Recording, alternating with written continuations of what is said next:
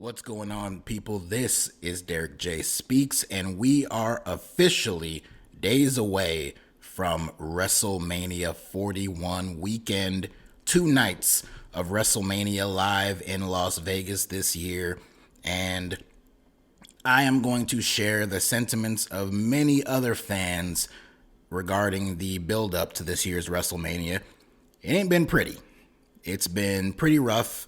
It has resulted in many weeks of very dull, lifeless, uninteresting, unentertaining, unenjoyable television shows between Raw and SmackDown. However, with expectations as low as they possibly can be for myself, I still find myself in a position where I'm looking forward to WrestleMania.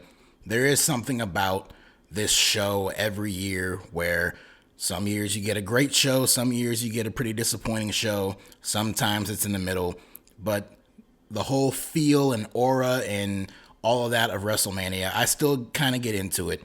And even with as lackluster of build-up as we have had this year, I'm still looking forward to the show, which is why I am here to deliver to you my WrestleMania predictions, what I feel is going to go down on night 1 and night 2 of WrestleMania 41 this year. What are the matches? Where are the outcomes? Where are the finishes? And what are the implications going forward beyond WrestleMania? Which, at this point, with how weak the buildup has been and how bad a lot of these shows have been, I'm just at a point where I'm kind of ready for WrestleMania to come and go, so we can just get on with this stuff and move past WrestleMania. But I'm not going to dwell too much on the negative. We got a lot to get into here. But before we get into WrestleMania, let's start with WrestleMania SmackDown, aka the go-home show before WrestleMania. As of this recording, SmackDown will be taking place tomorrow night, live in Vegas. So this is the last stop before Mania. We'll get John Cena on the show, finally heel Cena on American soil. So him and Cody Rhodes will do something together. But there are a few matches that have been announced, including the Andre the Giant Memorial Battle Royal. I'm not sure who all is in it.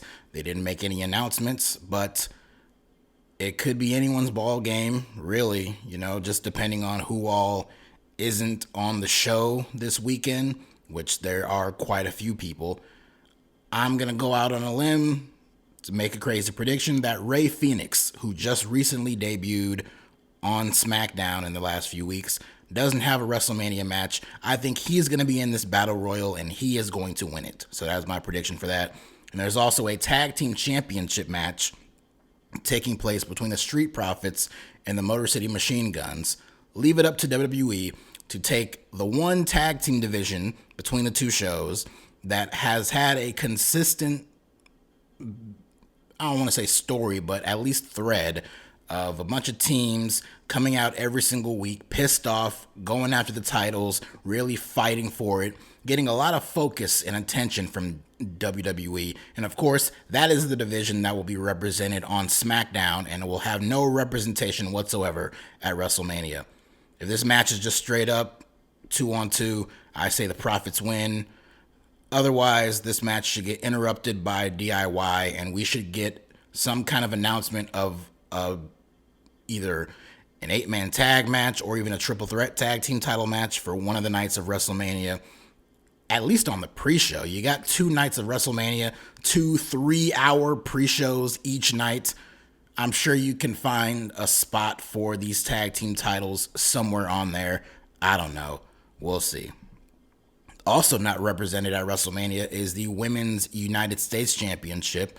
I'm pretty sure Chelsea Green's in a 6-woman tag match on the SmackDown show.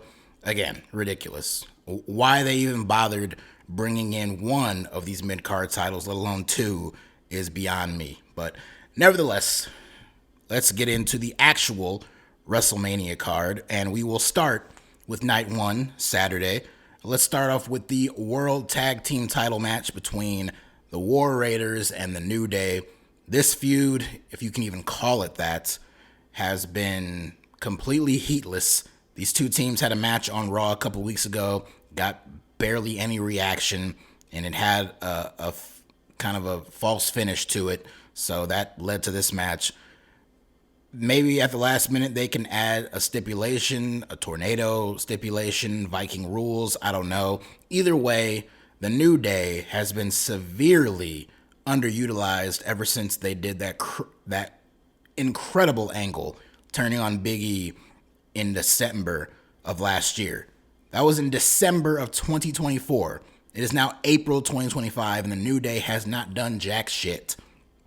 So at the very least, what should happen is they should win the tag team titles. Even though these titles don't mean anything, there's barely a division of guys for them to work with. They should at least win the belts, get some heat parading around with the belts, and do all that kind of stuff, and appear on TV a little more often. We have El Grande Americano taking on Rey Mysterio. Look at this guy, this El Grande Americano guy, making his debut at WrestleMania. Good for him. He's had a very impressive run so far. Obviously, we all know it's Rey Mysterio versus Chad Gable. A lot of people not a fan of El Grande Americano. They think it's a mockery of Chad Gable, and they think it's a waste of him. Look, could they be doing better with Chad Gable? Sure. But in all honesty, this Grande Americano stuff is probably the best thing that has happened to Chad Gable and his character in several months now. And in fact, the only reason Chad Gable even has a match at WrestleMania this year is because of this El Grande Americano character. So you don't have to like it, but you're going to have to deal with it.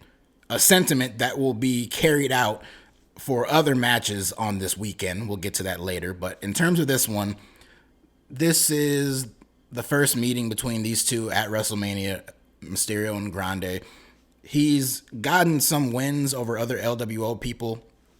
And obviously the payoff here is he'll be unmasked and it'll be revealed to be Chad Gable. That's coming. But I don't think it's coming on this night. I think El Grande Americano, with his steel plate and his mask, is going to get the win here. And he'll keep the mask on and keep his identity sealed just a little bit longer. We have Jade Cargill versus Naomi. The first singles match with no championship, no goofy Playboy gimmicks attached to it, nothing. Just a straight up one-on-one singles match between two women on the main card of WrestleMania. Love to see it.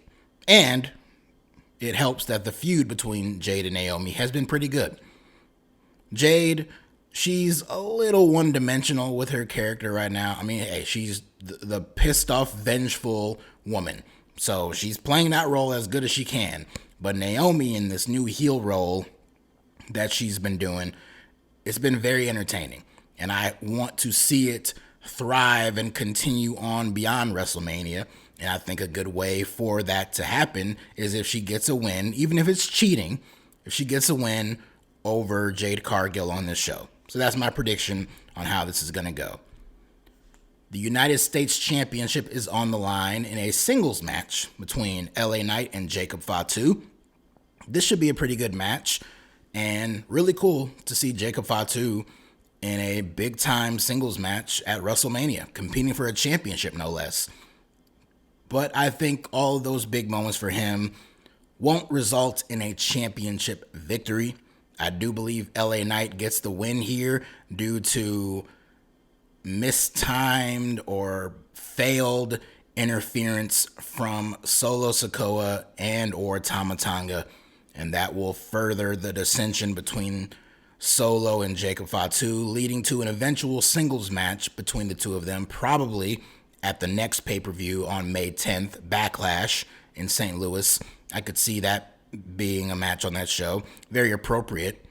So I do think Solo and Tama will be out there. They'll try to interfere. Something will go down that'll cost Jacob the match, and it'll give LA Knight the victory. Where does Knight go after WrestleMania? I don't know. Not a whole lot of, names stand out as far as people for him to work with coming out of WrestleMania, but there is a whole influx of talent soon debuting on the show. We got some returns. We got some possible debuts of certain talents coming into the company, coming out of WrestleMania. Some teased on TV even. And if you are in the weeds on the internet and the rumor mill and all that, you see certain names popping up. So if some of them move to SmackDown, we could see some of them eventually challenge Knight for his championship. And if they do a draft, which I feel is pointless, but that hasn't stopped them before, if they do a draft coming out of WrestleMania, they could shift some talent over from Raw and up from NXT. So we should be able to find some people for LA Knight to work with for the US title. The WWE Women's Championship match between Tiffany Stratton and Charlotte Flair. My God, has this feud been a complete dumpster fire. We have had some very polarizing segments between these two ladies over the past couple of weeks on TV, including that one segment, you know the one, from a few weeks ago, where they basically went into business for themselves, went a little bit off script, and were throwing some crazy barbs at each other. Reports are saying that there is some legitimate heat between these two ladies, so that should make for a very interesting match here. This is either going to be a great, crisp wrestling match between two very talented professional wrestlers, or some of that heat is going to boil over to the point where a certain someone makes the other someone look a little bad. And I think you can put two and two together in terms of which one is in a position to make the other one look bad. The whole point of this feud should be to make Tiffany Stratton look like a star on Charlotte's level. Someone who can hang with her in a big time match like WrestleMania and, put some spotlight on Tiffany Stratton. So far in this build-up, that has not been the case. And Charlotte has not really done a great job of making Tiffany look all that great. In fact, she's done a pretty good job of making Tiffany look very much inferior. And I would like to think that has all been by design to make a Tiffany Stratton win try to feel a little more important. I may be going completely against the grain. Some people might even think I'm completely out of my mind. But my prediction is that Tiffany Stratton is going to retain the championship over Charlotte Flair. Now, I don't think that means that this feud is over. Just because Tiffany wins does not mean this is over. You don't think Charlotte Flair is not going to get her hands on that championship.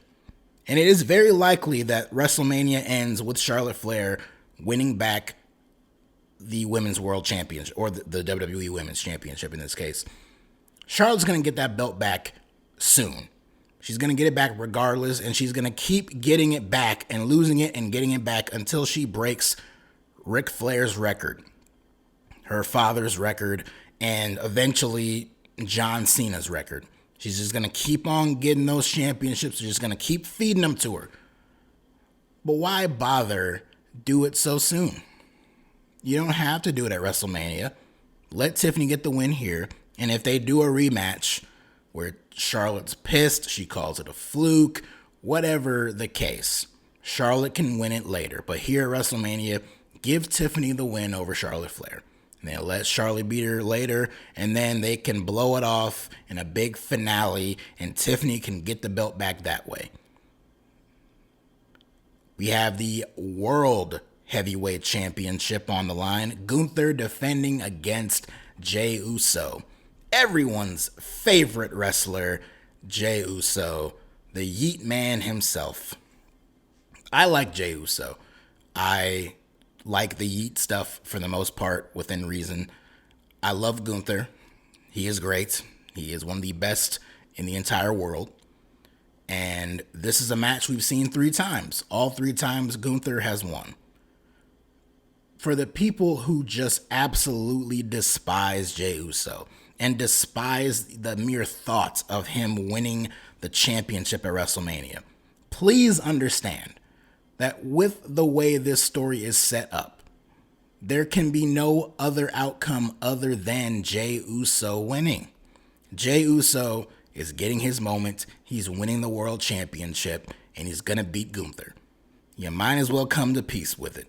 Do I suspect he's going to have a long reign as champion? No. It could be over within a month or two.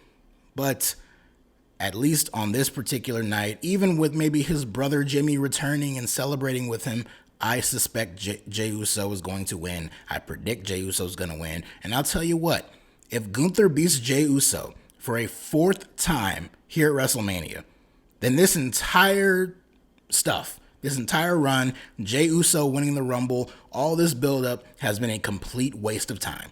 I have no interest in seeing Jey Uso challenge later on for a fifth time. He makes it all the way to WrestleMania after having won the Royal Rumble, goes to Mania, loses again, only for him to then face Gunther a fifth time at like Backlash or something like that and then win it there. No. Jay's winning at WrestleMania, like it or not.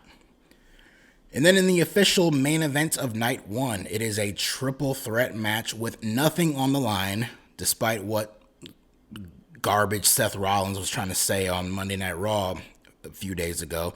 Seth Rollins, Roman Reigns, and CM Punk with Paul Heyman in his corner.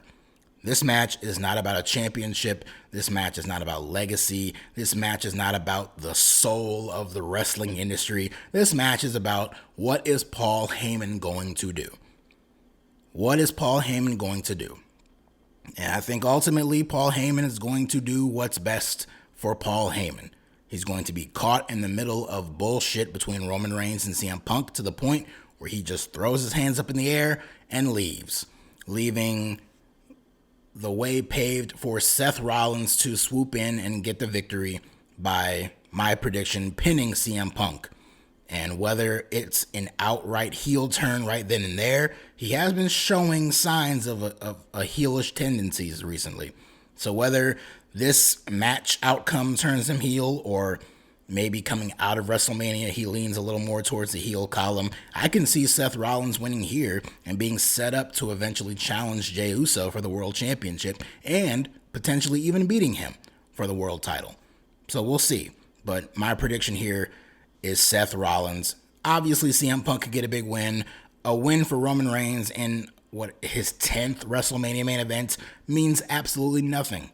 I think Seth Rollins, the same man who has taken a lot of losses, who was one of the MVPs, the man was a broken mess at WrestleMania last year. He's done a lot, and I think it's due time for him to get a big win in a big spotlight headline match like this. So my prediction is that Seth Rollins is going to win here. Now on to night two.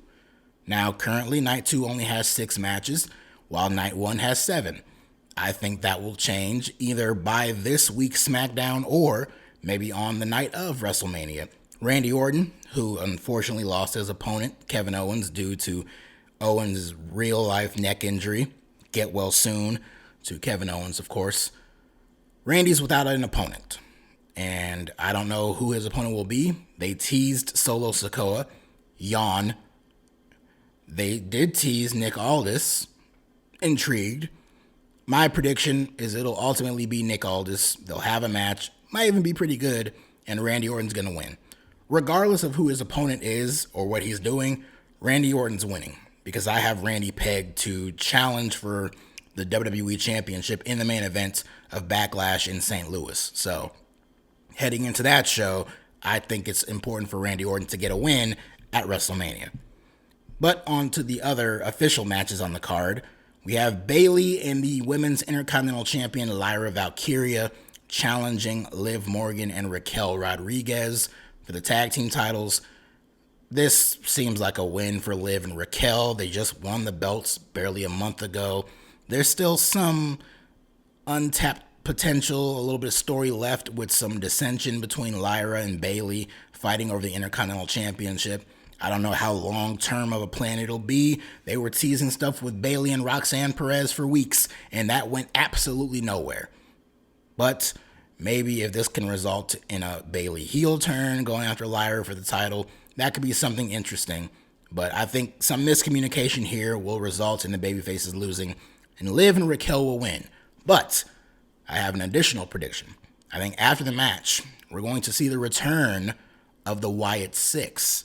And I think we will see Nikki Cross and Alexa Bliss, who's been suspiciously absent from TV for the past couple of weeks. I think they will make an appearance on this show and they will confront Liv and Raquel after the match. So I think Alexa will officially join the Wyatt Six, and her and Nikki will go after those tag team titles, and we'll get the big moment, the big entrance, and all that here. Nothing has teased this. There's been nothing building up to this. I just think this is going to be a WrestleMania moment, and if it doesn't happen, oh well, but that's my prediction on what is going to go down here. Because it's crazy that Alexa Bliss doesn't have a spot at WrestleMania. So I feel like something has to be a reason for that. I feel like the reason for that could be a big surprise appearance post-match of this. So that's my prediction as far as that's concerned. We have AJ Styles and Logan Paul. Very bare bones, basic, kind of random, uninteresting build up to this match. In fact, the one person who has made this matchup and build up even remotely interesting is one person who is not involved in this match at all, and that's Karrion Kross. So shout out to him. Hopefully he can start getting some kind of a push coming out of WrestleMania 2. But AJ and Logan Paul, the build-up, so-so. The match itself could be really good. AJ, he hasn't really had a whole lot of great classic WrestleMania matches, but he is still AJ Styles. Even older, he can put on a great performance. Look at the 2 matches he had last year with Cody Rhodes as examples. Logan Paul, he goes out there and delivers as well. I think these two will mesh pretty well together, and they'll put on a great match, one of the sleeper hits of the weekend.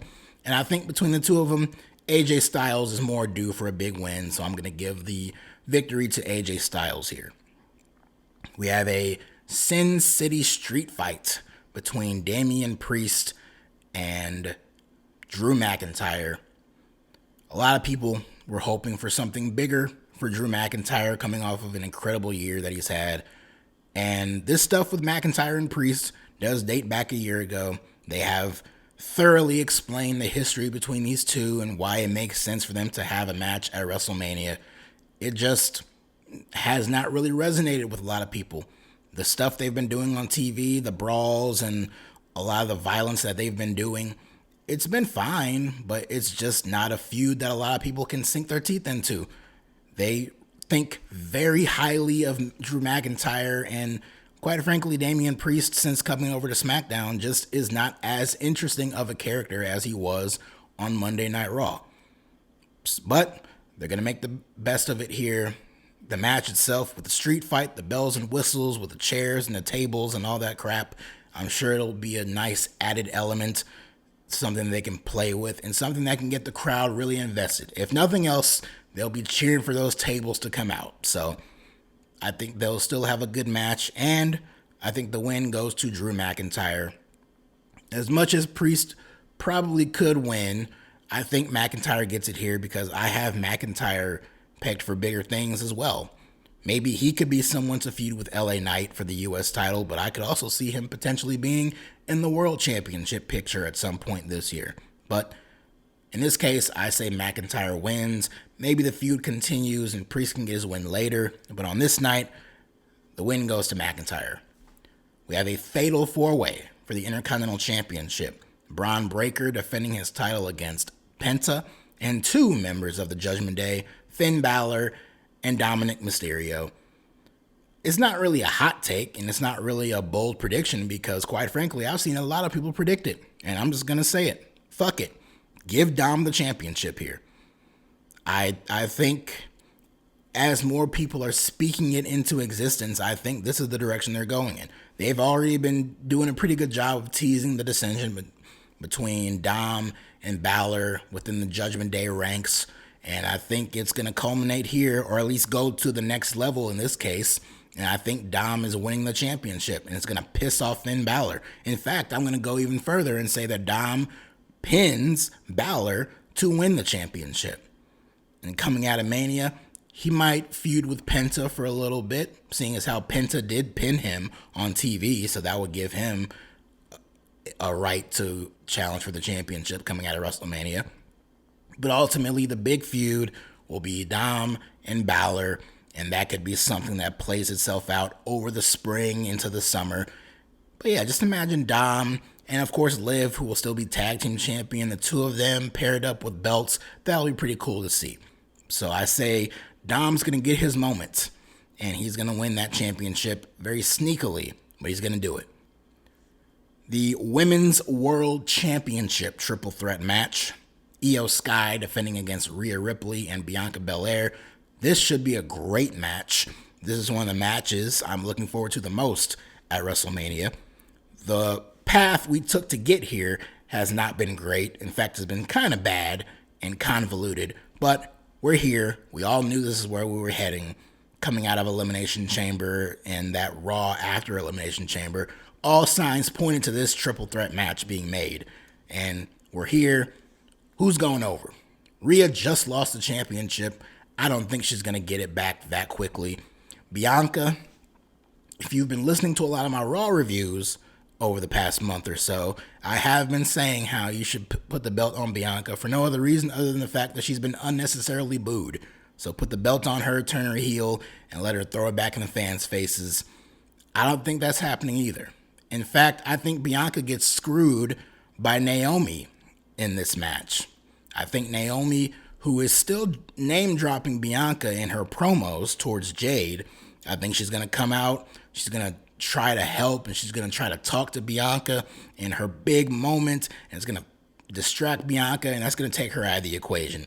And I think the one person who's been neglected in this entire build-up by design, the one person who's been pushed to the side and been the third wheel and overlooked and all that stuff, Io Sky is going to get the win here. And I think Bianca will move back over to SmackDown, and she'll be reinserted in the whole Jade Naomi story. And as for Io, I think her story continues with Rhea. There's still a story there, given that Rhea still has not been able to beat Io Sky straight up one-on-one. And I think there's still a story to tell with that, and maybe they can play more into that coming out of WrestleMania. But at WrestleMania, Io is getting the win.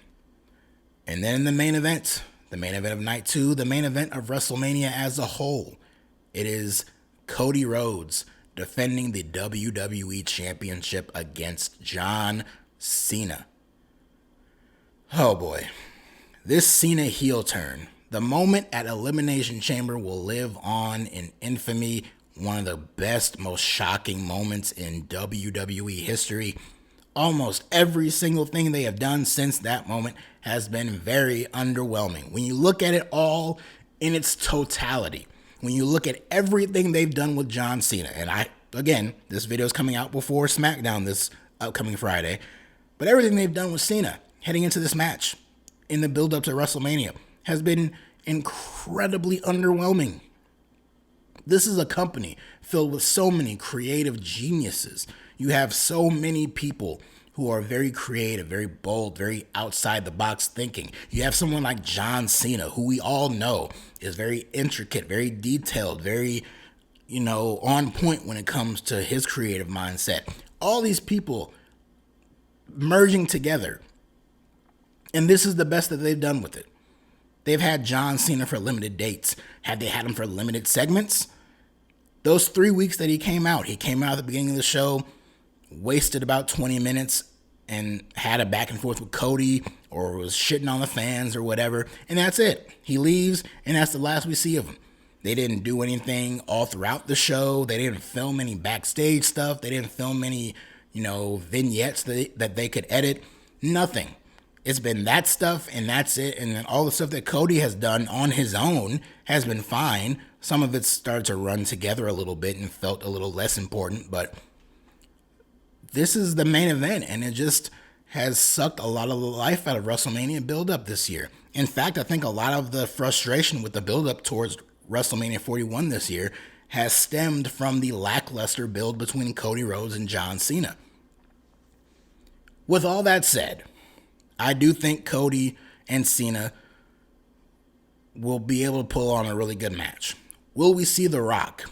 We haven't seen him since Elimination Chamber. Why bother showing up now? Well, it's WrestleMania, so it's very likely he'll be there. Travis Scott might be there. I'm sure a lot of people might be wanting to see Stone Cold Steve Austin appear and give Rock a stunner because he couldn't do it last year. So maybe this year can be the year. I don't know. What's the finish? I'm not even worried about all that stuff. If that stuff happens, cool. What's the finish? I can't. It's hard to think that John Cena winning championship number 17 wouldn't be saved as a big babyface moment for him. Something to celebrate, something to cheer, something to revere, all that kind of stuff. John Cena turned heel. He essentially sold his soul, and he has done dick squat since turning heel. It's gotta be worth it somehow in the end. There is still so much story to tell with heel John Cena, and even more story to tell if John Cena as a heel has a stranglehold over the championship. Now, not a stranglehold like the one Jon Moxley has over the AEW championship. I'm talking a little bit more realistic here. But I'm going with John Cena. Heel John Cena to close WrestleMania by beating Cody Rhodes and winning championship number 17.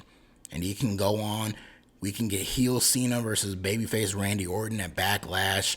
Put Cena in there with a couple of other babyfaces. Put him in there with CM Punk at some point over the summer. Whether it's SummerSlam or Money in the Bank, whatever. Ultimately leading to Cody Rhodes building himself back up, facing Cena in a rematch, and regaining the WWE Championship. Because I do still think the whole point of Cena turning heel in the first place was to make Cody Rhodes a bigger babyface. And I think even if Cena wins and he has a run with it for a few months, I still think ultimately that belt is going to find its way back onto Cody Rhodes. But taking the belt off Cody Rhodes, he's had it for over a year. He's had a pretty good run. Some will disagree.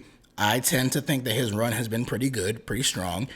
But I think it's fine for him to be back in chase mode for a little bit. So I'm going with John Cena to win the championship, and hopefully we get a little bit more. They keep announcing all these dates that he'll be appearing on the shows. In fact, I think Cena's appearing on the SmackDown coming out of WrestleMania. So hopefully we'll see him a little bit more and we can get a little bit more out of him with the championship now. So that's my hope and that's my prediction. And that is my WrestleMania 41 predictions. Thank you for tuning in. I hope you come back to this channel over this weekend. There's a lot of content creators, a lot of podcasters, a lot of YouTubers, a lot of people who are going to be covering WrestleMania this year. I truly, genuinely appreciate anyone who stops by and listens to my crazy thoughts and rants. Hopefully there won't be too many rants coming out of WrestleMania this weekend. Hopefully it's all good, all great, all fantastic. But I will be here back covering WrestleMania Night 1, WrestleMania Night 2, and the Raw after WrestleMania. So on Monday night, that's 3 straight nights. The videos should be going up at some point in the wee hours of the night / early morning. So if you're not sleeping, check back around 3 or 4 a.m. on some of these nights and the video should be up. And thank you again for listening. Enjoy WrestleMania. Again, I know the buildup has not been great this year, but hopefully you guys will still be able to enjoy the show. Like what you like. If you don't like stuff, hey, that just comes with the territory. People are going to like stuff that I hate. People are going to hate stuff that I like. That's just us as wrestling fans. So hopefully we can all come together and enjoy WrestleMania. And hopefully WWE can grace us with 2 nights of very good wrestling and a very good entertaining show. We can only hope. But until then, thanks again. If you like what you heard, like what you see, like button, subscribe, comment, and follow me on Twitter /X at DerekJ Speaks. Till next time, see you at WrestleMania. Take care.